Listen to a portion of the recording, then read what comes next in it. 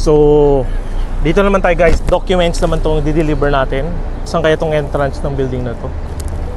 Yun, excited naman tayo mag-deliver ng package from Pilipinas para sa mga kabayan natin. So, ito yung building. Tara, pasok tayo. Kumusta po? So, ito po yung delivery niyo from Pilipinas. Documents to, no? Yes po, Document. document. Kumusta naman ang experience niyo sa KN Express? Actually, mabilis siya. Kaya naisip ko na KN Express yung gamitin for delivery Ng documents. And may recommend niyo ba yung KN Express? Yes, for sure. May recommend ko. Kasi nirecommend din siya sa akin ng friend ko. Okay. Maraming salamat po.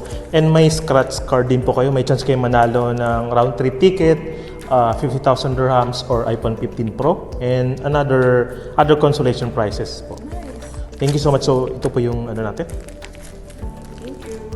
Yan po yung babayaran. Kumusta naman ang buhay-buhay natin dito? Dito sa Dubai, maayos naman. Matagal na rin po kayo dito? Oh, less than 1 year. Alis na, bago-bago lang. Actually, kaya kailangan ko ng documents ko para Ipaayos, pates ang documents. Ayun. Thank you so much po ha. Abangan na lang po ninyo sa KN Express Facebook. Thank you so much, thank you po. Thank you. So isa na naman kabayan natin na ibigay natin yung kanyang padala from Pilipinas to Dubai, documents niya. Siyempre karamihan sa atin dito gusto natin na ipa-attest yung documents natin para siyempre more promotion sa work natin and siyempre increase in salary.